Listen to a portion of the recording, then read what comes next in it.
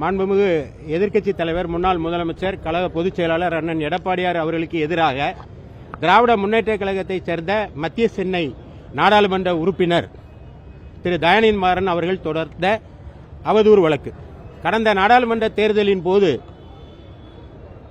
புரசைவாக்கத்தில் தானா தெருவில் தேர்தல் பிரச்சார கூட்டத்தில் கலந்து கொண்ட எங்களுடைய பொதுச் செயலாளர் பேசுகிற போது அன்றைக்கு வேட்பாளராக போட்டியிட்ட தயாநிதி மாறன் ஏற்கனவே எம்பியா இருந்தவர்.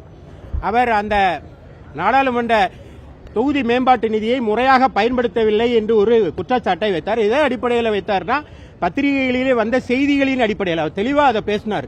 பத்திரிகைகளில் செய்தி வந்திருக்கிறது என்று சொன்னார். அதை எதிர்த்து தன் மீது கரை விழுந்திருக்கிறது, தான் அவதூறு செய்யப்பட்டு விட்டேன் என்று தயாநிதி மாறன் ஒரு வழக்கை தாக்கல் செய்துள்ளார். இந்த வழக்கு அவதூறு வழக்கு ஏற்கனவே 13th MM என்று சொல்லப்படுகிற 13வது கூடுதல் குற்றவியல் நடுவர் நீதிமன்றத்தில் விசாரணைக்கு வந்தது. அதான் ஜூரிஸ்டிக்ஷன் கோர்ட்.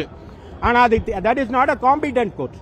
அந்த கோர்ட்டில் அந்த கேஸை நீங்க நடத்த முடியாது. ஏனென்றால் MLA MPக்கள் மீது ஒரு வழக்கு தொடக்கப்படுமானால் அது சிறப்பு நீதிமன்ற MPக்கள் MLAக்களுக்கு எதிரான வழக்குகளை கையாளுகிற நீதிமன்றம் தான் அந்த வழக்கை நடத்த முடியும் என்பதனால் அந்த வழக்கு அங்கு விசாரணைக்கு வந்தபோது சட்டத்தை மதித்து அந்த சம்மனை மதித்து எடப்பாடியார் நீதிமன்றத்திலே கடந்த 14/5/2024 அன்று ஆஜரானார். அதற்கு பிறகு அந்த வழக்கு மாறுதல் செய்யப்பட்டு இங்கு உள்ள 2வது கூடுதல் சிறப்பு நீதிமன்றத்திலே விசாரணைக்கு வந்தது. அவர் வருகிற போது ஃபர்ஸ்ட் அப்பியரன்ஸ் மஸ்ட், அது சட்டத்தில் இருக்கு. எனவே மீண்டும் ஒரு முறை அவர் இந்த நீதிபதி முன்பாக ஆஜராக வேண்டும் என்று ஒரு சம்மனை அளித்தார்கள். அந்த எப்போதுமே சட்டத்திற்கு மரியாதை கொடுக்கிறவர்கள், சட்டத்தின் மாண்பை கட்டி காக்கிறவர்கள் அனைத்து இந்திய அண்ணா திராவிட முன்னேற்ற கழகத்தினர் என்ற வகையில் எங்களுடைய பொதுச் செயலாளர் தானே அந்த வழக்கில் ஆஜராவதற்காக இன்று ஆஜரானார். இந்த வழக்கில் என்னன்னா வழக்கினுடைய அடிப்படை அவதூறு. என்ன அவதூறு அப்படின்னா அவர் பாராளுமன்ற மேம்பாட்டு நிதியை முறையாக பயன்படுத்தவில்லை என்று எடப்பாடியார் கூறியது அவதூறுன்னு சொல்றாரு. அது எந்த அடிப்படையில் கூறப்பட்டது என்றால் பத்திரிகையிலே வந்த செய்தி அடிப்படையிலே கூறப்பட்டது. அதை தகவல் உரிமை சட்டத்தின் கீழ் பெறப்பட்ட தகவல்களின் அடிப்படையில் பத்திரிகைகள் செய்தியில் வெளியிட்டிருந்தன.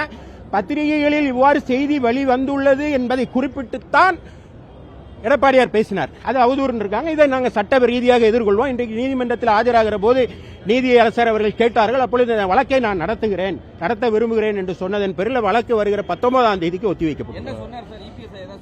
இந்த வழக்கு பொய் வழக்கு, தேவையில்லாத ஒரு வழக்கு, வேணுமென்றே குற்றச்சாட்டு கொண்டு என் மீது பண்ணணும்னு நினைச்சிருக்காங்க. இந்த வழக்கை நான் நடத்த விரும்புகிறேன். அதை என் வழக்கை நிரூபிக்க போதுமான விஷயங்கள் இருக்கிறது. சட்ட ரீதியாக அதை எதிர்கொள்வோம் சொன்னார். தம்பி வேணாம் தம்பி, ஓகே, அது வழக்கு உள்ள போகணும். Okay, right.